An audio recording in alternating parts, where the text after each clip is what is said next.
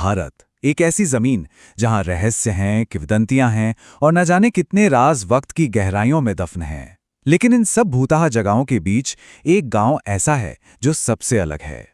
सोचिए, एक ऐसा गांव जहां कोई नहीं रहता, जिसे शापित कहा जाता है और जो बस एक ही रात में गायब हो गया।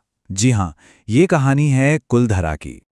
जाते जाते पालीवाल ब्राह्मणों ने एक ऐसा श्राप दिया जो आज भी कुलधरा के रहस्य का कह सकते हैं केंद्र है। एक श्राप जिसकी गूंज आज भी सुनाई देती है। ये गांव फिर कभी आबाद नहीं होगा और पिछले 200 सालों से ये भविष्यवाणी एक डरावने सच की तरह कायम है। तो चलिए थोड़ा वक्त में पीछे चलते हैं। ये कहानी शुरू होती है राजस्थान के दिल में, गोल्डन सिटी जैसलमेर के पास। जरा सोचिए, एक ऐसी जगह के बारे में जो कभी जिंदगी और खुशहाली से गुलजार थी, पर आज वहां सिर्फ एक खामोशी है और शायद टूटे हुए सपनों की कुछ फुसफुसाहटें।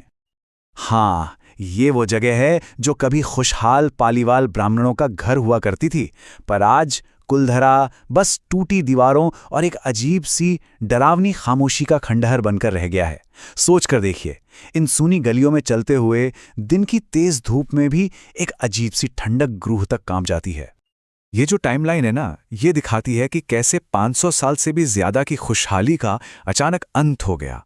सोचिए, पालीवाल ब्राह्मणों ने इस बंजर जमीन को एक फलते फूलते नखलिस्तान में बदल दिया था और फिर सन 1825 के आसपास वो सब के सब बस गायब हो गए।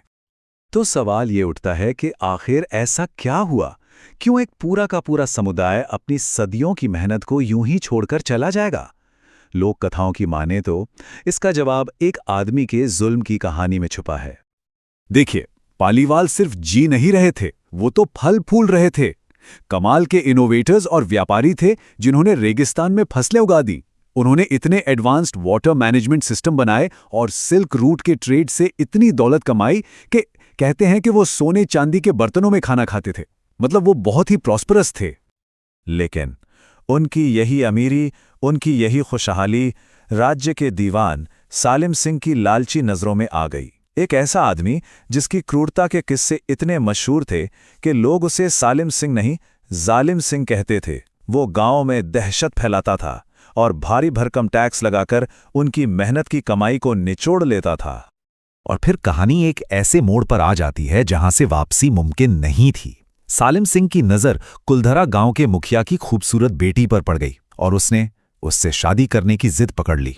मुखिया ने मना किया तो सालिम सिंह ने एक खौफनाक धमकी दी, या तो लड़की को मेरे हवाले कर दो या फिर अगली पूर्णिमा तक पूरा गांव तबाह कर दिया जाएगा।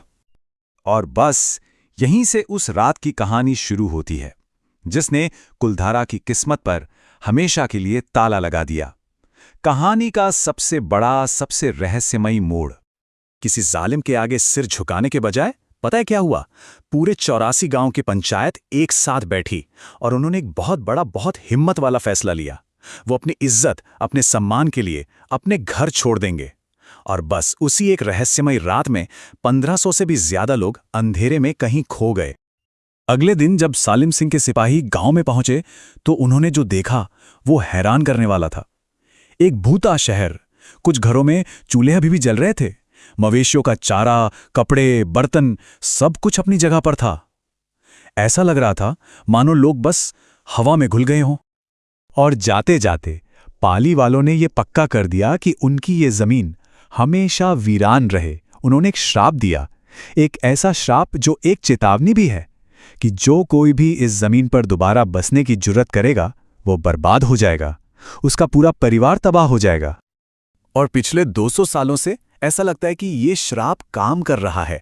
जो लोग यहां आते हैं वो अजीब अजीब बातें बताते हैं। कहते हैं रात में औरतों के रोने की आवाजें आती हैं, खंडरों के बीच परछाइयां चलती फिरती दिखती हैं, औरतों और खड़ी हुई गाड़ियों पर बच्चों के हाथों के रहस्यमयी निशान भी मिले हैं।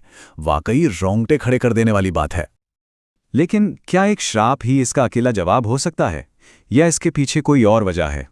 खैर, रिसर्चर्स और साइंटिस्ट्स एक बिल्कुल अलग कहानी बताते हैं। तो यहां पर दो बिल्कुल अलग अलग कहानियां सामने आती हैं। एक तरफ है वो नाटकीय लोक कथा और दूसरी तरफ है एक धीरे धीरे हुई साइंटिफिक वजह। एक कहानी कहती है कि सब एक रात में गायब हो गए, दूसरी कहती है कि ये पलायन कई दशकों में धीरे धीरे हुआ। वैज्ञानिक कहते हैं कि ये एक परफेक्ट स्टॉर्म जैसा था, मतलब कई सारी मुसीबतें एक साथ आ गईं। काकनी नदी, जो गांव की लाइफलाइन थी, वो सूखने लगी। सिल्क रूट का व्यापार, जिससे उनकी कमाई होती थी, वो भी कम हो गया। और जियोलॉजिकल स्टडीज़ ये भी बताती हैं कि शायद उस इलाके में एक ज़बरदस्त भूकंप आया था। तो इन सब वजहों से लोग धीरे धीरे यहाँ से जाने लगे। लेकिन इन सब साइंटिफिक थ्योरीज के बावजूद एक ऐसा सवाल है जो आज भी कुलधरा की इस डरावनी कहानी को जिंदा रखे हुए है। और यही इस पूरे रहस्य की जड़ है। अगर विज्ञान की बात सही है, अगर ये सब धीरे धीरे हुआ, तो फिर बाकी के 83 गांव दोबारा क्यों बस गए, जबकि सिर्फ कुलधरा ही हमेशा के लिए वीरान क्यों रह गया? ये वो सवाल है जिसका कोई आसान जवाब नहीं है। आज की तारीख में ये गांव आर्कियोलॉजिकल सर्वे ऑफ इंडिया के अंडर एक प्रोटेक्टेड मॉन्यूमेंट है।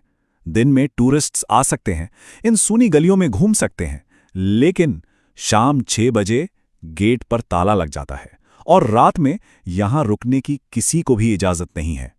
शायद कुछ राज ही रहे तो बेहतर है। आखिर में कुलधरा हमें आज भी अपनी तरफ खींचता है और डराता भी है। यह हमें सोचने पर मजबूर करता है कि उस रात सच में क्या हुआ था।